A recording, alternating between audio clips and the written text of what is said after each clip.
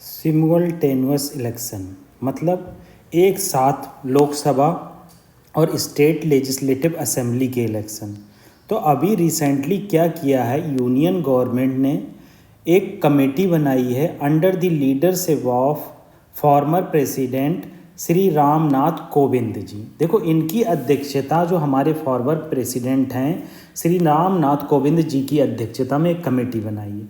तो ये जो इम्पोर्टेंट एडिटोरियल डिस्कशन होने वाला है, तो आज इसकी रिकमेंडेशन किस तरह की होना चाहिए, राइटर क्या चैलेंजेस कह रहे हैं सिम्युलटेनियस इलेक्शन के, कैसे जो एक साथ इलेक्शन होगा लोकसभा और स्टेट लेजिस्लेटिव असेंबली में क्या इम्पैक्ट आ सकता है। देखो, पहले आप जान लो सिम्युलटेनियस इलेक्शन होता क्या है। पहली इंपॉर्टेंट चीज़ है, हमारी आज़ादी के बाद 1960s में स्टेट लेजिस्लेटिव असेंबली के एंड लोकसभा के इलेक्शन एक साथ हुए कुछ साल तक। क्यों एक साथ हुए? क्योंकि सभी स्टेट नए बने थे और सभी स्टेट में नया कानून पास हुआ था, कॉन्स्टिट्यूशन लागू हुआ था, तो एक साथ हुए। मगर कुछ स्टेट में क्या हुआ, नो कॉन्फिडेंस मोशन आ गया। आप जानते हैं नो कॉन्फिडेंस मोशन में क्या होता है, आया राम गया राम हो जाता है। मतलब एक पार्टी के मेंबर दूसरी पार्टी में चले जाते हैं तो सीटें कम हो जाती हैं मेजॉरिटी से और नो कॉन्फिडेंस मोशन आ जाता है। तो कुछ स्टेट जो है दोबारा इलेक्शन कराए गए, इन कंपैरिजन टू लोकसभा जल्दी इलेक्शन हो गए। तो जो इलेक्शन की प्रोसेस थी वो अप एंड डाउन हो गई, मतलब इधर से उधर हो गई। कुछ स्टेट में जल्दी इलेक्शन होने लगे लोकसभा की इलेक्शन से पहले, कुछ स्टेट में बाद में होने लगे। तो सिमुलटेनियस इलेक्शन का जो कॉन्सेप्ट था वो कहीं ना कहीं डिस्टॉर्ट हो गया। देखो, इस आर्टिकल में इस एडिटोरियल में राइटर ने एक बहुत इंपॉर्टेंट बात बताई है, मैं वो आपको बता देता हूं कि सिमुलटेनियस इलेक्शन क्यों ज़रूरी है। आप जानते हैं कि गवर्नेंस जो होती है वो डे टू डे अफेयर से बनती है। अगर हर 5 से 4 महीने में 2 से 3 स्टेट के इलेक्शन होते हैं तो गवर्नेंस हमारी डिस्टर्ब हो जाती है। कैसे डिस्टर्ब हो जाती है? कम्युनल हार्मनी डिस्टर्ब हो जाती है, क्योंकि पॉलिटिकल पार्टी रिलीजियन का मिसयूज़ करने लगती हैं, कास्ट का मिसयूज़ करने लगती हैं। तो ये जो पॉपुलिज्म का कॉन्सेप्ट एक आया, हाँ, पॉपुलिज्म क्या करता है, ये हमारे गवर्नेंस पर हावी हो जाता है, तो प्राइवेट सेक्टर को बहुत ज़्यादा नुकसान होता है। तो मेन जो आर्टिकल में जो ऑथर है वो ये कहना चाह रहा है सिमुलटेनियस इलेक्शन से क्या होगा, गवर्नेंस स्ट्रेंथन होगी, कंपनीज का इन्वेस्टमेंट बढ़ेगा और जो कम्युनल हार्मनी है वो बनी रहेगी और पॉपुलिज्म का कॉन्सेप्ट भी कहीं ना कहीं पीछे हो जाएगा।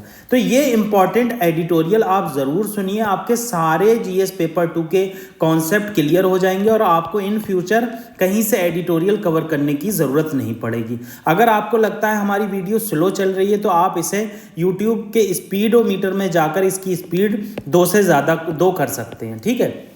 आप 1.5 या 2 की स्पीड से सुन सकते हैं, ठीक है। तो अबाउट सिमुलटेनियस इलेक्शन, हमने सिमुलटेनियस इलेक्शन के बारे में जाना कि किस तरह से Lok Sabha, state legislative assembly, municipality और पंचायत के इलेक्शन एक ही दिन होंगे। मगर राइटर का कहना है कि ऐसा नहीं, ये सारे एक ही दिन में होंगे, सिंगल डेज में नहीं होंगे, ये फेज वाइज मैनर में होंगे। जैसे एक दिन हो गया म्यूनसिपालिटी का इलेक्शन, तो म्यूनसिपालिटी के 1 वीक तक उसके वो हावी रहे, क्या बोलते हैं, मुद्दे। फिर दूसरे वीक हो गया असेंबली का इलेक्शन और तीसरे वीक हो गया लोकसभा का इलेक्शन। मगर सबसे इंपॉर्टेंट चीज़ है, आपको इसमें कॉन्स्टिट्यूशनल अमेंडमेंट करना पड़ेंगे। जहां नो कॉन्फिडेंस मोशन आ जाएगा वहां आप क्या करेंगे भाई?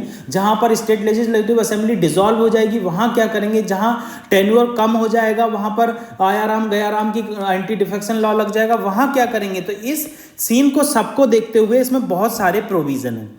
तो ये पहले देख लेते हैं कि फेवर में क्या है, आर्गुमेंट फेवर में क्या कहते हैं, सिमुलटेनियस इलेक्शन के फेवर में क्या कहा जाता है। देखो, पहली इंपॉर्टेंट चीज यहां बताई गई है कि पहला क्या बताया, impact on governance due to the frequent imposition of model code of conduct. आप जानते हैं जैसे ही किसी भी राज्य की या लोकसभा की इलेक्शन की डेट अनाउंस होती है, इलेक्शन की डेट अनाउंस होते ही मॉडल कोड ऑफ कंडक्ट लग जाता है। आप याद रखना, प्रीलिम्स के लिए बहुत इंपॉर्टेंट चीज मैं बता रहा हूं। मॉडल कोड ऑफ कंडक्ट कब लगता है? जब किसी भी राज्य की या किसी भी लोकसभा की क्या होती है, मॉडल कोड ऑफ कंडक्ट लगने का मतलब है कि डेट अनाउंस हो गई है। तो डेट अनाउंस हो जाती है इलेक्शन की तो मॉडल कोड ऑफ कंडक्ट हो जाता। अब मॉडल कोड ऑफ कंडक्ट क्या होता है, फ्रिक्वेंटली लगता है, भाई आज इस स्टेट में है, लाओ मॉडल कोड ऑफ कंडक्ट लगा दें, आज इस स्टेट में मॉडल कोड ऑफ कंडक्ट लगा दें। तो गवर्नेंस का मतलब क्या है कि आपकी जो डे टू डे एक्टिविटी है, क्राइम से रिलेटेड, ये सब बढ़ने लगती हैं, पॉपुलिज्म बढ़ने लगता है, आपका डेवलपमेंट एक्टिविटी बढ़ जाती है। अगला पॉइंट क्या बताया गया है, massive expenditure in conduct of election. अब हर स्टेट के अपने इलेक्शन, भाई हर स्टेट में इलेक्शन हो रहे हैं, डिफरेंट स्टेक होल्डर इन्वॉल्व हो रहे हैं, डिफरेंट चीज़ें इशू की जा रही हैं इलेक्शन कमीशन के द्वारा, अवेयरनेस कैंपेन इशू किए जा रहे हैं, तो बहुत ज़्यादा एक्सपेंडिचर होता है। जैसे लास्ट लोकसभा में इलेक्शन कमीशन का एक्सपेंडिचर आप बता सकते हैं कितना हुआ, 10,000 करोड़। 10,000 करोड़ केवल लोकसभा में हुआ है, और स्टेट लेजिस्लेटिव के इलेक्शन होते होंगे तो कितना होता होगा। तो इस एक्सपेंडिचर को कम करना चाहिए, ये कम करने में हमारे हेल्प करेगा।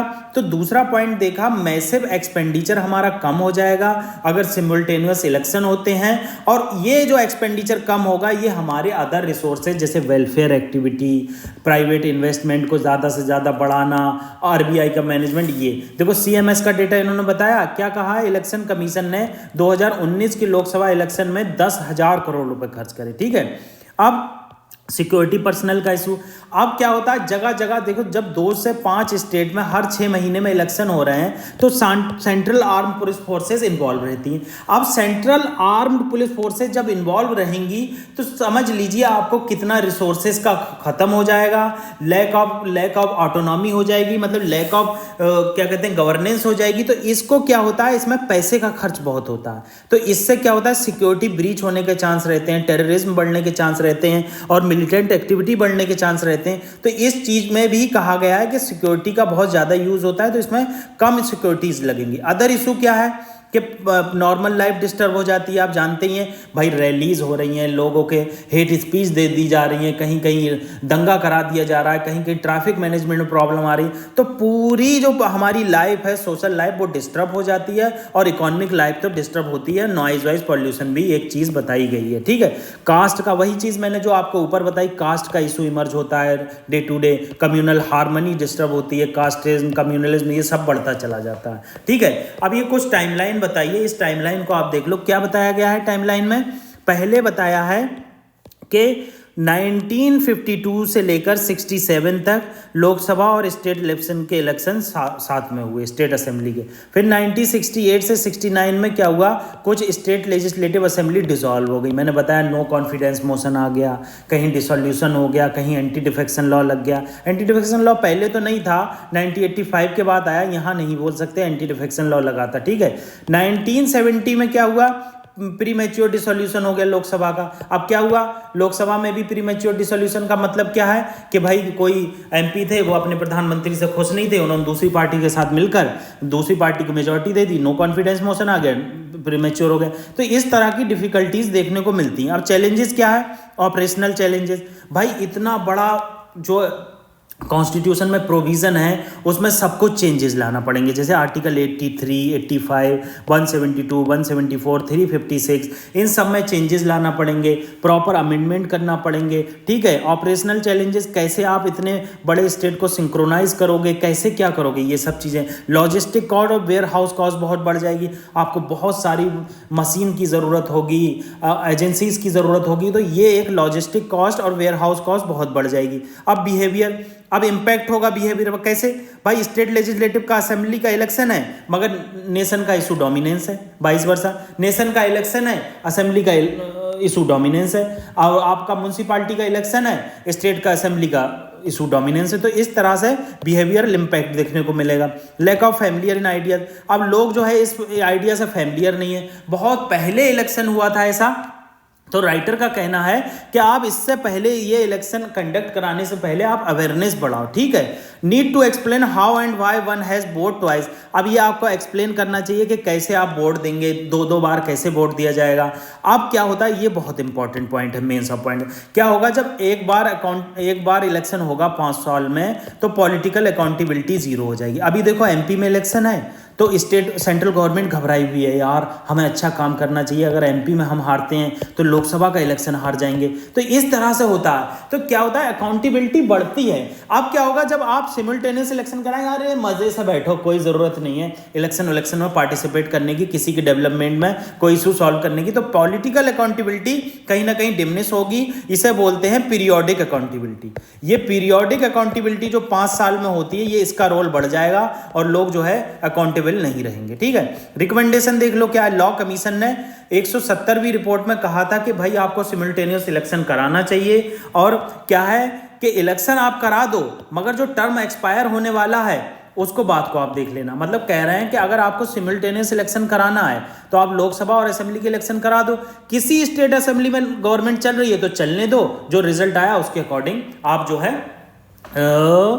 वहां पर रोल करवा दो। ठीक है, पार्लियामेंट्री स्टैंडिंग कमेटी ने भी कहा है एक साथ इलेक्शन करना चाहिए। तो ये इंपॉर्टेंट हमने आर्टिकल डिस्कस किया सिमुलटेनियस इलेक्शन के बारे में। एक एक चीज, बेसिक चीज हमने जानी। Thank you very much.